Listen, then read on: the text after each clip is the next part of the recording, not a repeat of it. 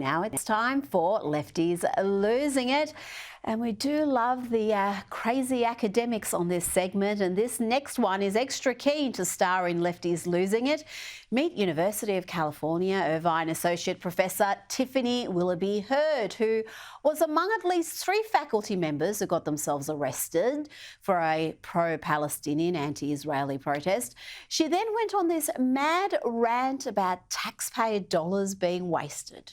These young people are going to be the ones that have to pay the price for these horrible decisions. These police officers out here today, that's thousands of student scholarships. Thousands of students could have been able to go to school and have books and have housing. But instead, our chancellor, who is a very cruel man, decided to send thousands of dollars worth of state funding paid for by the taxpayers into the trash. Are you concerned about this jeopardizing your job? For real. What job do I have if the students don't have a future?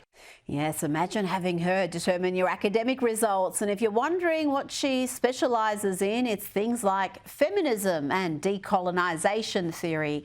And rather than being shunned, she is winning support from other academics, including Professor Melina Abdullah from California State University, who said this about what you just saw. She said she stood with students to bravely call for divestment for an end to the university funding of the genocide in Palestine. She was snatched up by police and arrested even while being taken away in cuffs. Our greatest foremothers speak through her. Goodness me, talk about hyperbole there. Let's go to the University of Washington, where our brightest minds are again embarrassing themselves, their families and their institutions of higher learning. Look at this dude in a crop top acting like an absolute fool, harassing a cameraman who's just trying to do his job. Look at this guy, look at this Hey. Dude, you on drugs? Hi. Rick and Morty. Rick and Morty. Rick and Morty. I'm glad you like Rick and Morty. Rick and Morty. Who are you here with? I really think we need to reopen some of these asylums. They were closed too quickly. But we have one of the calmer protesters approach the cameraman. But again, consider the sheer absurdity of what she says here. These clowns who are holding a public protest to raise awareness of their cause don't want media to be there to cover the protest to raise awareness of their cause. Are you confused? Spare a thought for the cameraman. And you don't care that you could be putting people in danger? How is it any more danger than her recording me? I mean, you... How are you being put in danger right now? Because there are people who are actively trying to dox folks at this camp. It's already happened.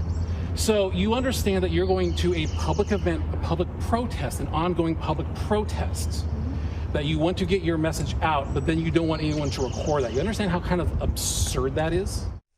Don't you like how the dude in the crop top has got some sort of a hijab happening? It's gorgeous. Now, I think it's time for another neopronoun lesson, and this young lass doesn't like non-binary terms like they, them.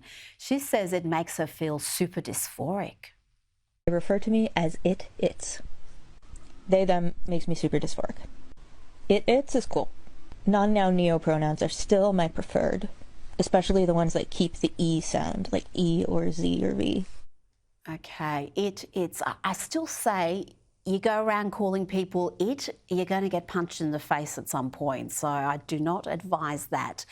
Now, here are a couple of lefties that are normally not too bad because they're at least funny and occasionally say insightful things. But watch here as Bill Maher and Bill Burr get into an uncomfortable, weirdly passive-aggressive chat about all sorts of issues. Here they talk about the Israeli-Palestinian conflict. It doesn't go well. You don't realize that college campuses erupted with the kids demonstrating for Hamas? They are in with the terrorists? They were for the Palestinians. Well, it's sort of the same cause. Why, are you? I'm on the side of the kids. Yeah, that's easy to say. You know, no one wants to see kids dead. This is a war. That was very brave of you to say that. This is a war. No, I'm the one who's actually brave on this.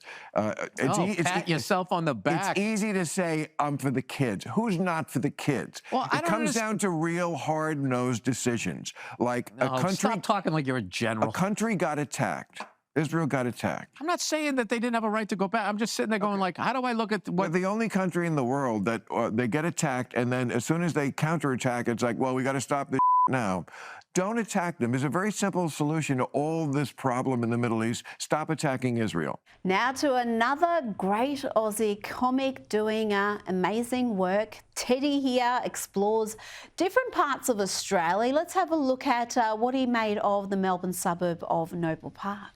Africa and Asia had a baby, it'd be called Noble Park. Don't let the sign and the fancy station fool you. This place is literally like a third world country. On this side of the station, we've got the African street. This is where the uncles hang around in suits, but not one of them work a corporate job. It's not an African barbershop if that doesn't have stock images in the front. On this side of the station, it's like Asia. Of course, it starts off with nail places, massage places, with stock photos. Bro, no one in Noble Park even looks like that. There's also pho. The people in the kitchen are punching on, which means it's going to be good food.